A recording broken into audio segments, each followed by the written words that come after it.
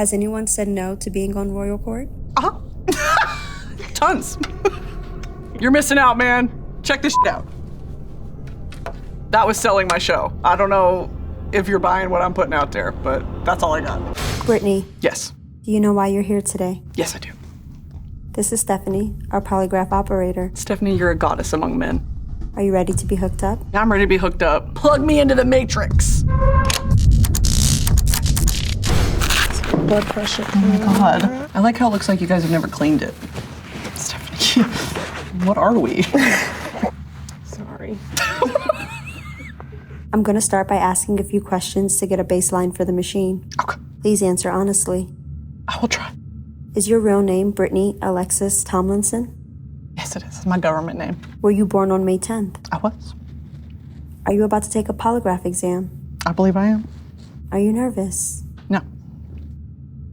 Stephanie, are we ready to go? The machine has been calibrated. I'm good. Let's start with your life. You became an internet sensation after a TikTok video of you tasting kombucha for the first time went viral. Be honest, do you wish you had a different origin story? You know what? No. No, because that was the landing. It was the trampoline, so I'm thankful. If it's mentioned in the first line of your future obituary, would you be upset? I'd kill myself again. How would you like it to begin then? She was born at a very young age. Heaven approves. You became the face of countless memes after that video. Do you have a folder on your computer where you store all the memes of yourself? I do not have a folder on my computer where I store memes of myself. I more so store edits of Men and House of the Dragon, mainly. Sometimes How to Train Your Dragon. A lot of dragon crossover in my edits folder. Has there been a meme of yourself that made you cringe? Oh, millions. Totally. Can you give me an example of one? I mean, there's the classic, like, anything with the kombucha meme of, like, me win pizza. And I'm like, this can't be my legacy. This cannot be what my life was. Stephanie? She has been truthful this entire time. I'm a Christian. I'm not. You worked in wealth management before pursuing a career in entertainment. I did. Do you think that makes you smarter than most people in Hollywood? Yeah. That was truthful. What do you know that they don't? I just had a real job. That's all that is. I've made like $38,000 a year and been like, ramen again Sunday night. So like doing this now, it's like all this could go away tomorrow and I'd be like, that was awesome. Did your financial experience give you a leg up in negotiating brand deals? Absolutely not. Have you ever turned down a brand deal? Oh, tons. For what? Any number of reasons. They wanted to make me say something stupid and more stupid than I'm willing to go. Not enough money. Too much money. That's one they don't talk about because usually when it's too much money, there's 1 billion asks and I'm not gonna do that. Brands are evil. I think it has to, lesser of two evils, it has to align. There's so many reasons. So all money is not good money? All money is blood money, ultimately, in Hollywood. Do friends ever come to you for investment advice? For investment advice, no. And I don't know what that says about me and my investments.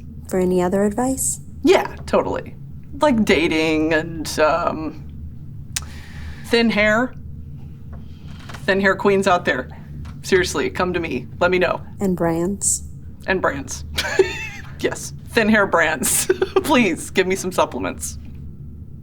You were fired from your wealth management job after going viral. Be honest, were you offered severance when they let you go? No. So in Texas, they have this thing, it's an at-will employment state, which means within the first 90 days, they could fire you because you're ugly and hard to look at, and you couldn't sue them. So they fired me on the 89th day. Were there any coworkers who walked out in protest of your firing? All my coworkers were 50 plus, so I don't think they knew who I was. Do you keep in touch with any of them? No. Stephanie? She is being truthful. Do you have anything against them? Yeah, fuck the bank. You could have made the marketing choice of your life if you kept me on and had me do me when I invest, me when I... Like, come on, you missed the mark. On your podcast, The Broski Report, you frequently vent about the people you match with on dating apps. I do? And you once changed your dating app location to Ireland. I did do that. I did do that. Were you just hoping to match with this man? And you pick the picture where he has the vampire fangs in as well. It's kind of mean. He's not Irish. He's got Irish on one of his parents' side, and I know that because I'm psychotic. He's from Derby. He's from fucking Derby. Jack O'Connell. Can I tell a story? That's Stephanie backing up here. I met him, drunk, at the Vanity Fair after party. And I went up to him and I said, "Hey man, I just gotta say, I loved you in SAS Rogue Heroes, and you're freaking awesome in Sinners. And I also like your part in SAS Rogue Heroes." Started telling him the plot of his own show. He said, "Thanks." And then kind of turned away, and I said, "Yeah, I would have done that too." So Jack O'Connell, look, I would like to apologize for that night. I know you and I are probably gonna hang out soon with the trajectory of my life and how this shit goes down. Because I also have that clip of when I said, if I ever met Aaron Taylor Johnson, I'd rip my shirt open and wipe my butt and like sniff it and pass out. And then I did end up meeting him and having him on my show. So the same shit's gonna happen with Jack O'Connell. And I'm getting horny looking at that photo, so I'm gonna give that back to you. You did end up dating an Irish man who eventually Irish exited your life. I did. Do you feel like that was on brand? Yeah, 100%. And dating is a stretch.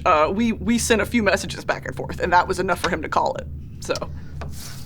Have you ever ghosted somebody? No, I don't believe I have. Stephanie? That was inconclusive. Maybe I have. Sorry. I got busy. Do you think ghosting is immature? Yeah. That's why I'm sorry. I've grown. Are you still on dating apps? No, I'm not. I couldn't fucking do it anymore. So you're not on Raya? I'm not on Raya. She is telling the truth. Yeah, I got waitlisted for Raya. Ho! I don't want to match with John Mayer. Everyone matches with John Mayer. I wanted to match with John Mayer. That's me coping. Let's move on to your career. You host the talk show Royal Court, which features interview questions and British accents. Were you tempted to include chicken in your show to compete with these two people? Yeah, it crossed my mind. It flitted across my desk. But I couldn't come up with a new inventive way, so I said, what if I just harass celebrities? Which is what they also do. We all harass celebrities in a different flavor. Sean is recently going viral for flirting and perhaps pursuing one of his former guests, Keke Palmer. I hope they get together. So you don't think that is unprofessional behavior? No, God, no. Because when I start flirting with Jack O'Connell when he comes on the show, I don't want to hear it. I hope my fans would be supportive. You know what I mean? I'm supporting Sean in his endeavor. Sorry. I'm so sorry. After a taping of Royal Court, have you ever felt you flirted too much? No. Unless it's like with Caleb Heron. It doesn't count because we are in love. That's not flirting. It's just like a public display of affection at that point. Have you ever flirted too little? No. I'm a professional. I don't know. You're trying to get me here. Stephanie? She is telling the truth. Have you ever wanted to pursue one of your former guests? Yeah. Care to share? No. You've had many high-profile guests on Royal Court. Are there any guest pitches that you've said no to? Oh, tons. Care to share any of those names? No. Not at this time. Has anyone said no to being on Royal Court? Uh-huh. Tons. Is there anything you'd like to say to them on camera? You're missing out, man. Check this shit out. That was selling my show. I don't know if you're buying what I'm putting out there, but that's all I got. You hosted the Vanity Fair Oscar party. I did. Red carpet this year. Would you host a live stream again? Yes. I learned a lot. I would do it again, and I'd come at it with bright eyes and a bushy tail. In your Vanity Fair Oscar party debrief, you said you talked to a bunch of guys once you were inside the party, which you admitted to just earlier. Were you hoping that it would lead to a meet cute? Oh, 100%. 100%. Did it? No. You also said that you were embarrassed to meet two victims of your fan fiction. Yeah. Did the night feel like one big apology tour? That entire night was a humiliation ritual from beginning to end, and I wouldn't change it for anything. Is that why you ended the night, quote, drunk and barefoot? Yes. Stephanie? That was truthful. Is there anything you would do differently? Probably would have brought some flats, because getting home after having around 48 margaritas and my bottom of my feet were just black. And I was like, who did this to me? Me. It was me. Let's move on to pop culture. This person, Harry Styles, recently played you a song from his latest album. Yeah, You loved it, I did. but Pitchfork gave it a 5.6 out of 10. Yeah, that's horrible. Do you think you're too biased to give him an honest review, considering you wrote fan fiction about him? Yeah, probably.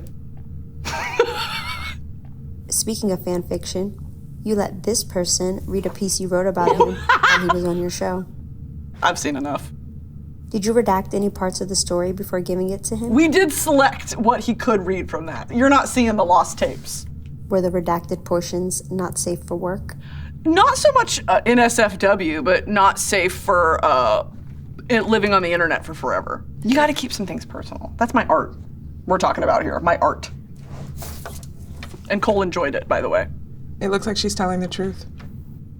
Do you think with the rise of romantasy in pop culture, you have some red-hot IP on your hands? I say this with all the love in my heart. I don't know if there's a market for Cole Sprouse fan fiction. I might be the only seller and the only buyer. But you never know, we could test it. I'd have to redact some things. The biggest thing in romantasy this year was heated rivalry. Yet the show's stars have not made an appearance on Royal Court. Care to make a comment? Yeah, we're waiting for season 2. They got so damn busy. So they told you they were too busy. Okay, now see how she's putting words in my mouth? No, we are having them on for season 2. Okay. You have a strong fan base that you call the Broski Nation. They are the Broski Nation. Has there ever been a moment that you questioned whether they would continue to support you? Well, from the beginning, I've been like, what about this flavor of insanity is resonating? And then I stopped questioning it because I'm like, you know what? Hell yeah. Would you say they are the most loyal fan base? They're pretty damn loyal. The most, no, because Swifties and K-pop exist. Let's get those numbers up, guys. You're not standing me the way that we need to be kind of in the headlines. You guys need to be doing some freak shit. I'd like to amp it up. Do you think having a guest on that they didn't like could affect your standing with them? Yeah, absolutely. Do you think they'd be okay if you had this person on the show? I don't know who that is.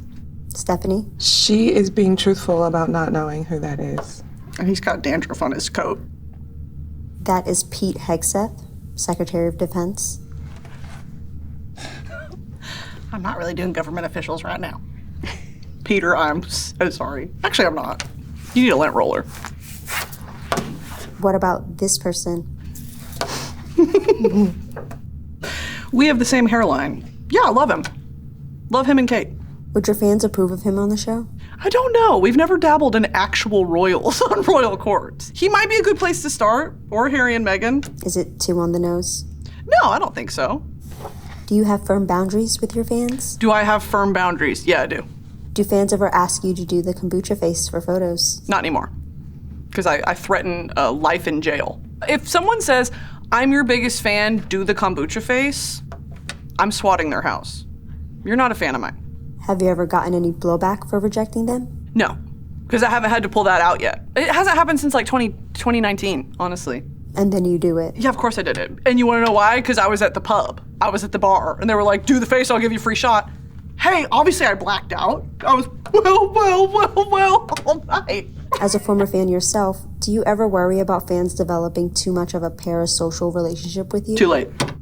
Completely too late. Already there. I once opened a comment section on a video that I had not posted. It was someone else's video. And there was a full-blown war in the comments about, she said her PCOS diagnosis was full of honesty. I wish more people talked about having PCOS. It was that. Like, people were like, actually, her thinning hair is a symptom. People ride for me, dude. And it's that shit where I'm like, they're arguing about my medical diagnoses. There's no going back from that. How did you feel reading those comments? Bad. Bad? Yeah. Sometimes I'm like, maybe I don't have to say every thought that comes to my mind. Did you like any of the comments? Yeah, obviously. Have you ever DM'd a fan telling them how much you appreciate their defense? Never. I won't involve myself in that way. No. Stephanie? The machine is picking up some deception. The machine can go fuck itself, to be completely honest. So you never DM'd a fan? Just in general? Yeah, I've DM'd a fan. And you want to know the most recent fan that I was DMing back and forth with? It was probably like 2023, deep in my Mandalorian phase. All right, I'm not joking, like Mandalorian fan fiction, Mandalorian phone case, Mandalorian throw blanket. It was everywhere in my home. I had a fan DM me and say, look, if you're into that childish shit, let me put you onto some AO3 fan fiction. Now AO3, that's NSFW, okay? She recommended me a Mandalorian fan fiction that it put me on a list. We had a back and forth, and she was like, if you like this, you might like this. So you guys are besties now? We did get incredibly close. We still text. She has my cell phone number. I don't do that anymore. Don't try it. Final question. Did you lie at any point during this lie detector test and we didn't catch you? Yeah. That was truthful. And you'll never know. You got any more pictures? Did you really not know Pete Hegseth? It looked like she really was clueless. Sorry to this man.